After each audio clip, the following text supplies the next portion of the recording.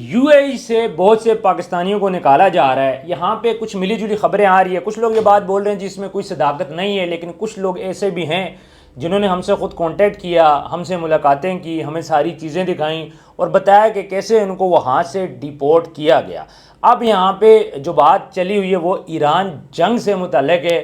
جیسے ہی ایران کی جنگ سٹارٹ ہوتی ہے اس کے بعد ایران جو اپنے میزائل حملے کرتا ہے یو اے ای پہ، تو اس کے بعد سے پھر ایشو چل رہا ہے، خاص طور پہ اہل تشیع کمیونٹی کو ٹارگٹ کر کے وہاں سے نکالا جا رہا ہے. اس کی ریزن یہ کہ وہ نہیں چاہتے کہ کوئی بھی ایسا بندہ وہاں پہ رہے جو کہ ایران کے لیے ایک سافٹ فیلنگ رکھتا ہو. اب وہ کیا کرتے ہیں، انہوں نے کیسے ڈیفائن کیا کہ کون سا بندہ اہل تشیع ہے. ایک تو ناموں سے کیا، علی، حسن، حسین، یہ وہ نام تھے کہ جس کی وجہ سے پہچانے جاتے تھے. اہل تشیع کمیونٹی یہ نام زیادہ رکھتی ہے. دوسرا، جو لوگ بھی وہاں پہ امام بارگاہ جاتے تھے محرم کے دنوں پہ، خاص طور پہ جب بھی کوئی بھی بندہ امام بارگاہ جاتا ہے یو اے ای میں تو اس کی ایمریٹس آئی ڈی سکین کی جاتی ہے. وہ اس لیے کی جاتی ہے کہ تھوڑے سے سیکیورٹی کنسرنس بھی ہوتے ہیں، پھر ڈیٹا بھی اکٹھا کیا جاتا ہے. اور جب یہ مسئلہ بنا تو اس کے بعد انہی لوگوں کو سرچ کیا گیا، انہی لوگوں کو انہی آئی ڈی کے تھرو بلایا گیا. چونکہ وہ امام بارگاہ جاتے تھے، ریکارڈ تو ان کے پاس پڑا ہوا تھا، ان کو بلاتے ہیں اور پھر ان کو وہاں سے ڈیپورٹ کر دیا جاتا ہے. مسئلہ ڈیپورٹیشن کا نہیں، آپ نے جس کو نکالنا ہے نکال دو، لیکن یہ جو طریقہ ہے وہ غلط ہے. یہ آپ کا اپنا کنٹری ہے. ماضی میں دیکھا کہ ہم نے بھی افغانستان والوں کو یہاں سے نکالا، لیکن ہم نے بڑے عزت اور احترام کے ساتھ ان سے ریکویسٹ کی کہ آپ یہاں سے چلے جاؤ. لیکن جو کچھ بھی وہاں پہ اہل تشیع کمیونٹی کے ساتھ ہوا یا پھر پاکستانیوں کے ساتھ ہوا، ہمارا یہ خیال ہے کہ سراسر ناانصافی ہے. میں آگے چل کے آپ کو بتاؤں گا بھی. ایک تو ان لوگوں کو ڈیپورٹ کیا گیا کہ جو لوگ ویڈیوز بناتے تھے، جو لوگ اس قسم کے میسیجز کرتے تھے، ایران کے فیور میں کرتے تھے، اور جو اس قسم کے میسیج کرتے تھے جی فلاں جگہ پہ آگ لگ گئی، فلاں جگہ پہ حملہ ہو گیا، ایئرپورٹ پہ حملہ ہو گیا، جو لوگ سوشل میڈیا پہ لگاتے تھے وہ تو ڈیپورٹ کیے گئے.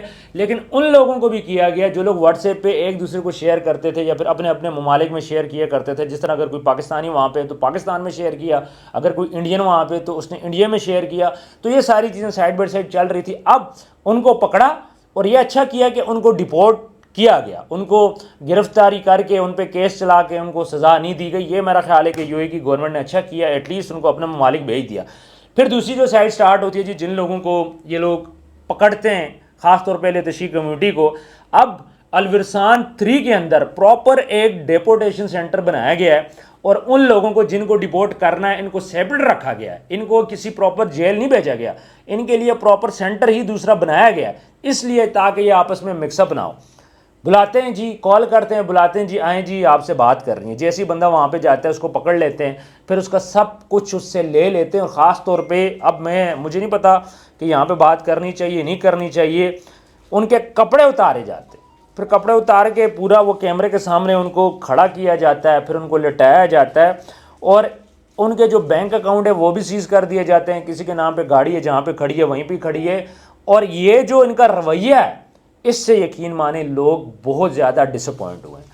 میں جن لوگوں سے بھی ملا انہوں نے بولا مسئلہ نہیں تھا، ہمیں نکالنے دیتے، ہمیں نوٹس دے دیتے، ہمیں بول دیتے بھئی آپ اپنی چیزیں سیل کرو، اپنے پیسے اکاؤنٹ سے نکالو، آپ پاکستان سے چلے جاؤ. اب یہ کیا طریقہ ہے کہ ہمیں بلا کے وہیں پہ بٹھا لیا، ہم سے موبائل لے لیے، اور اس کے بعد جو لوگ اپنے ٹکٹ کر سکتے تھے ان کو انہوں نے کہا جی آپ اپنے ٹکٹ کریں پاکستان جائیں. اور جو بندہ بھی اپنے ٹکٹ نہیں کر سکتا تھا، افورڈ نہیں کر سکتا تھا، تو پھر اس کے بعد 10 سے 15 دن، بلکہ جو سٹارٹ میں لوگ پکڑے گئے ایک ماہ تک ان کو جیلوں کے اندر رکھا گیا، ان سینٹرز کے اندر رکھا گیا. کرتے کیا تھے، موبائل لے لیتے تھے، پھر اس کے بعد آپ کو ایک نمبر الاؤ ہوتا تھا. اگر آپ نے گھر میں بات کرنی ہے 2 منٹ آپ بات کر سکتے ہو، 2 منٹ سے زیادہ بات نہیں کر سکتے، اور گھر آپ دن میں 2 دفعہ کال کر سکتے ہو اسی نمبر پہ، تاکہ اپنے لیے ٹکٹ وغیرہ آپ نے جو منگانا ہے اس کے پیسے آپ وہاں پہ منگا لیں. تو یہ صورتحال تھی. جو بیچارہ غریب تھا جس کے پیسے نہیں تھے وہ بیچارہ تو پھر ویٹ کیا، اس کو وہاں سے نکالا گیا.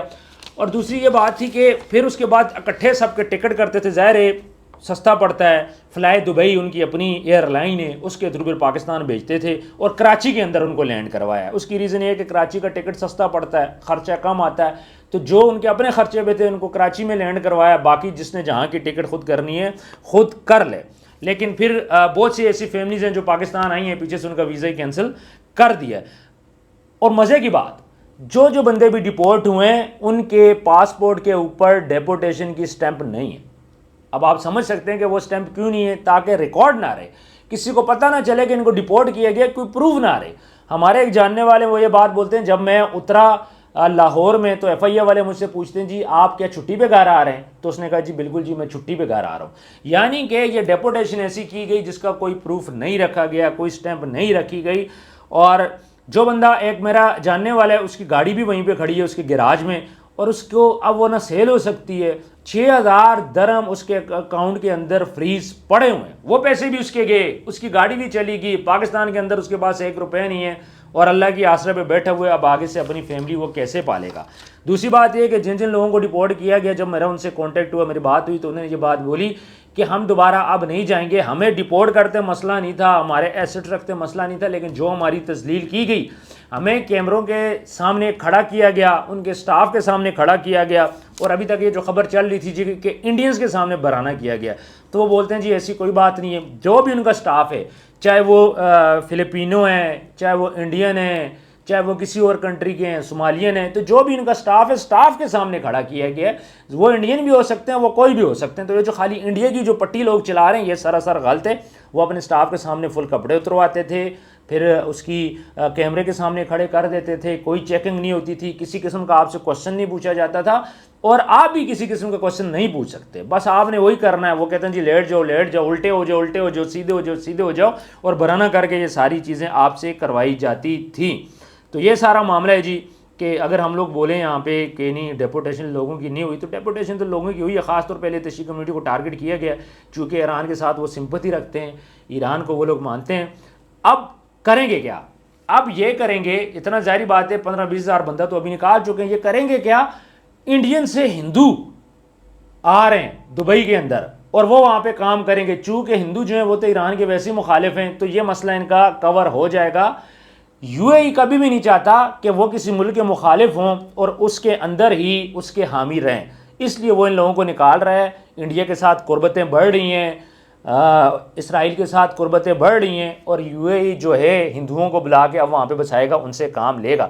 تو یہ ساری نیوز تھی جو میں نے آپ لوگوں کے ساتھ شیئر کرنی تھی. اندر بہت ساری باتیں، کچھ پولیٹیکل انفلوئنس بھی ہے. یو اے ای وہ یہ چاہتا ہے کہ پاکستان صرف ہمارے ساتھ جڑے، سعودی عرب کے پاس نہ آ جائے، کسی اور کنٹری کے پاس نہ آ جائے. جنگ کے اندر خاص طور پہ جس طرح پاکستان نے ایک ثالثی کا کردار ادا کیا، تو یو اے ای یہ چاہتا ہے کہ پاکستان یہ چیزیں نہ کرے، پاکستان آ کے ہمارے پاس بیٹھ جائے. یو اے ای نے پاکستان سے اپنا قرضہ مانگا، پاکستان نے وہ قرضہ واپس کیا. اب سوال یہ پیدا ہوتا ہے کہ پاکستان ایک دم سے پاکستان وہ پیسہ کہاں سے لے کے آیا؟ کیا پاکستان کو کسی ممالک نے فنڈنگ کی، یا جن ممالک کی وجہ سے یو اے ای ہم سے خفا ہے، کیا انہوں نے پاکستان کی کوئی مدد کی؟ تو یہ بھی ایک کوشچن بنتا ہے.